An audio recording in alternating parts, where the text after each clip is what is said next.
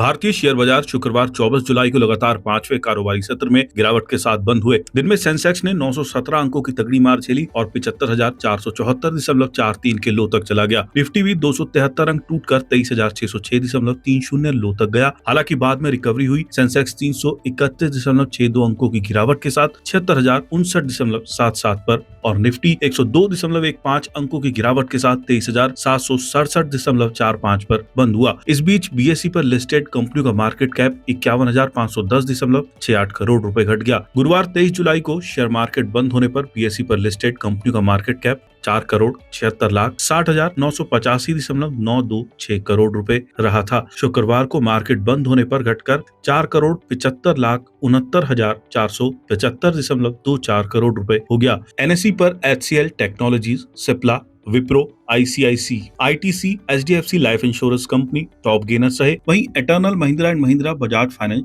Shriram Finance, Bajaj Auto top losers रहे। पश्चिम Asia में जारी संकट के कारण कच्चे तेल के दामों में उछाल से गुरुवार को सेंसेक्स 363.66 अंक या 0.47% टूटकर 76,391.39 पर बंद हुआ था। निफ्टी 126.65 अंक या 0.53% टूटकर 23,869.60 अंक पर बंद हुआ था। शुक्रवार को शुरुआती कारोबार में रुपया अमेरिकी डॉलर के मुकाबले 22 पैसे मजबूत होकर 96.51 पर पहुंच गया। बाद में ये अमेरिकी डॉलर के मुकाबले 18 पैसे मजबूत होकर 96.55 पर बंद हुआ। खबरों के मुताबिक इसमें रिजर्व बैंक ऑफ इंडिया की संभावित दखलंदाजी का भी हाथ रहा, जिसके जरिए कच्चे तेल की कीमत में उछाल के बीच रुपए में और गिरावट को रोकने की कोशिश की गई।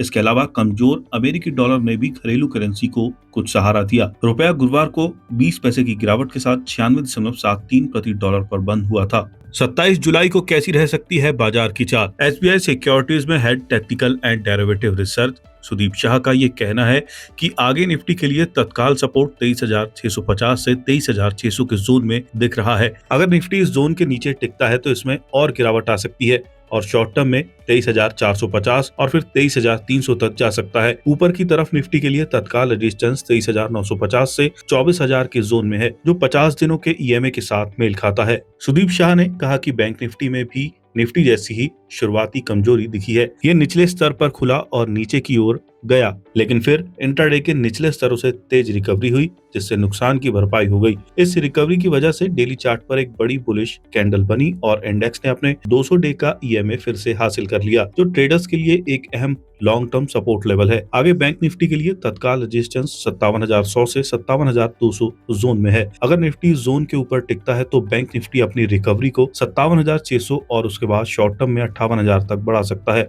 नीचे की तरफ बैंक निफ्टी के लिए तत्काल सपोर्ट 56,300 से 56,200 जोन में है।